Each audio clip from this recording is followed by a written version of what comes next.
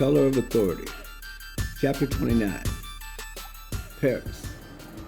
Sliding into the train's tidy utilitarian seat, T. Edmond breathed an inward sigh of relief. Making it through the airport hadn't been as bad as he thought it might have been. He'd flown Air France rather than a U.S. carrier to appear less touristy. At least, that's what he'd hoped. He was traveling on a passport that identified him as Welton Prince Durite, a HBCU athletic recruiter out of Atlanta. He told the inquiring customs agent he was in town to interview black French athletes for a pilot-student exchange program. He'd taken a chance when he left Los Angeles. He didn't know if he was being surveilled, but he behaved as though he was. When Florence and Normandy erupted, he'd read the writing on the wall. It might appear to anyone watching that he was running away, but he wasn't. The regional express trains that ran conveniently out of Charles de Gaulle Airport's Terminal 2 ran straight into the heart of Paris. The half-hour trip from CDG to the Beaussière station barely gave him time to catch his breath. Rising out of his seat as the train slowed to a stop, he briefly considered walking the rest of the way to the hotel. But when he reached the street, he changed his mind. It'd been a while since he'd been in the city. The walk was further than he remembered. 21 Rue Saint-Didier, he said to the taxi driver who barely acknowledged him as he took his bag. As the taxi made his way toward the trendy part of town, T. Edmond concentrated on the task at hand. While waiting for housekeeping to finish preparing his room, T. Edmond decided on a late breakfast. Squeezing between the tightly arranged tables in the tiny subterranean hotel cafe, he chose a small booth in the corner. The counter girl casually called to him that he should order before sitting down. Pardonnez-moi, monsieur, mais vous devez commander avant de vous asseoir. Placing a hand on her hip, she slumped to one side and waited for him to comply. T. Edmond instantly knew she was screwing with him. Parisians harbored a thinly veiled contempt for Americans traveling abroad. Why would she speak French to him unless she thought he was a local? But locals didn't stay at touristy hotels, especially blacks. It was commonly understood that most Americans, regardless of color, seldom bothered to learn a second language. They expected that the entire world should instead speak English. By addressing Longstreet in French, she was pointing up his arrogance as well as his ignorance. He pretended not to notice her fluster when he answered. Je voudrais un croissant, un café noir, un jus d'orange, et si ce n'est pas trop gênant, je voudrais le beurre sur une assiette séparée s'il vous plaît. Hotel Étoile Trocadero provided clean, comfortable rooms at an affordable rate. Although a bit smallish by U.S. standards, it had well-maintained bathrooms and ample hot water. Nothing more was needed. Looking through the insulated windows separating him from the useless Juliet balcony, he watched the pedestrian savoir-faire play out on the streets below. Their taut expressions reminded him of a child's reaction to biting into a lemon unawares. The Brits may have kept a stiff upper lip, but the French kept a turned-up nose. At 2:30, the room phone buzzed. He didn't answer. The call was his signal to head out. They met outside the city, a metro station in front of the Conciergerie, a mammoth building that had formerly been a medieval prison.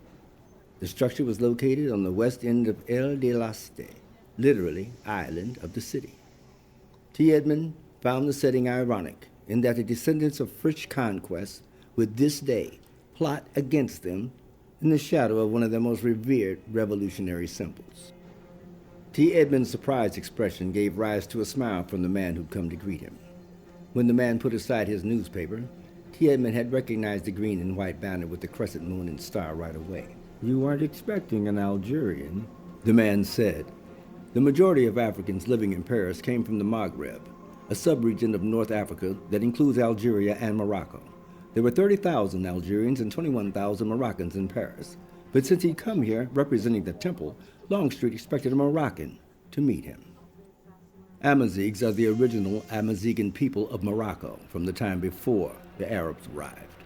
The indigenous land of Amazighan is a region called Tamazaga. It encompasses Morocco and Algeria, among other places, but most people know the Amazigh people as Moroccans. They rejected the name Berber given to them by the Arabs because it was derived from the word barbarian.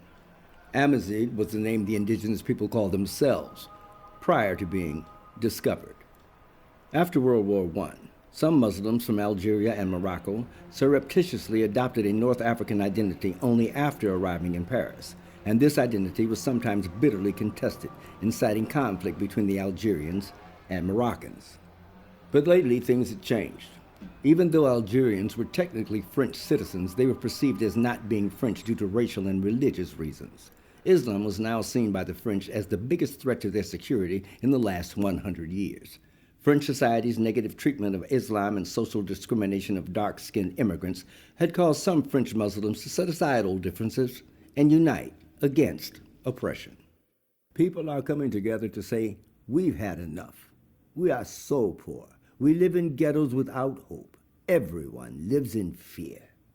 The man, who identified himself only as Zouthamelin, didn't appear to be unusually angry or bitter.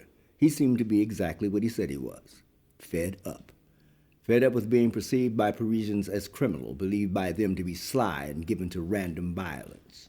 In order to show their newfound solidarity, the Temple Moroccans had allowed an Algerian to receive Edmond. That was the atmosphere into which Edmond and Zouthamelin traveled by tram. They were headed to Clichy-sous-Bois, the dark side of the City of Light. Once there, they would attend a summit of Maghreb and sub-Saharan Africans who were meeting to discuss how they intended to proceed.